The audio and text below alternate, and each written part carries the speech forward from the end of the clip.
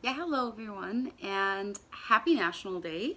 I think, as you can see for me, even though I live in the United States, I do celebrate Austrian National Day. And even though it's October 25th today, I am celebrating it at the Austrian Embassy in BC. And I hope for all of you that you've had a wonderful Nationalfeiertag as well.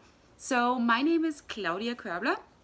I am from Jennersdorf, from Körblereck, and I went to the BORG BHAS Jennersdorf school, and I graduated in 2002. I've made just, a little Spickzettel here, so I'm able to answer all of the questions that were given to me.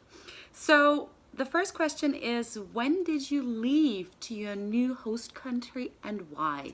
The first time I left to the United States was at the age of 19 after my Matura, and I lived in San Francisco for 2 years where I learned English while serving as an au pair, which is a nanny for a host family of 4 kids. Afterwards, I went back home to Austria.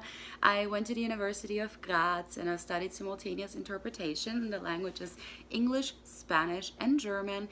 And 9 years ago, I came to Washington, D.C. Why? I came to Washington, D.C. to actually work at the place I'm going to go to tonight, which is the Austrian Embassy. I since then have worked for international organizations called the World Bank Group, the United Nations, and I serve as an international development specialist at the World Bank Group right now.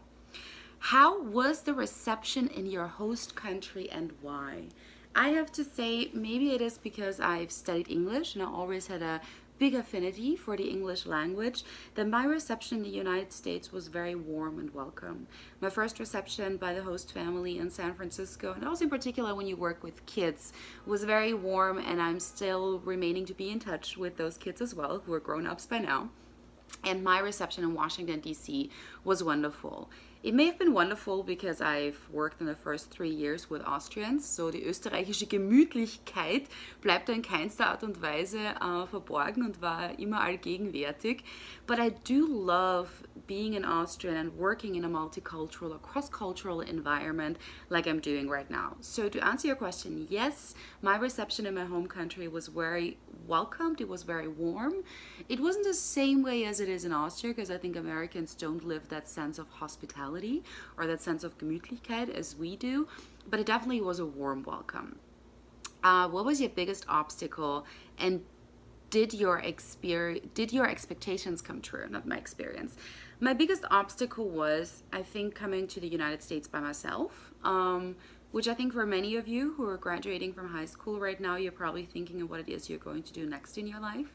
And I can only encourage taking this step and taking this journey of traveling on your own or living in a different country on your own, because it's something that's really important to do. But my biggest obstacle is not having my family here.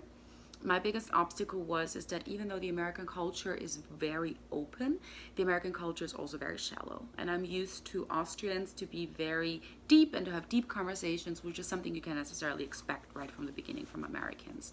Yes, my experience came true. I came to America to do exactly what my dream was and what I wanted to do. So it took a lot of work, it took a lot of effort, but I think nothing in life comes easy, as my grandma always used to say.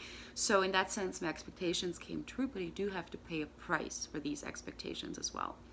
How do the US differ from Austria, and what do you miss the most? What I miss the most is something I'm going to get tonight, which is a Wiener Schnitzel and my uncle's Uhudler, and of course I miss my family. It's beautiful to have a wonderful relationship through Skype and WhatsApp with my family, but I would love sometimes the chance just on a Sunday to come over to my grandmother's house or to my parents' house for dinner, which is something if you live far away you can't necessarily do. How do the US differ from Austria? I think I just go back to what I said personally, to the sense of community and the sense of Gemütlichkeit. People in the US are very open and very friendly, but it takes a very long time to be part of the family and to really be friends with them as well. So that's something that was really difficult and sometimes also incredibly hard for me to adjust to. What do you appreciate about Austria? And What do you see critically? I appreciate about Austria the fact that we have an amazing social security, amazing health insurance, which does not exist in the United States, and it is a culturally and politically open country, right? That's one thing I appreciate. I also appreciate the people. I appreciate that people are very open, people are very generous, people are very genuine.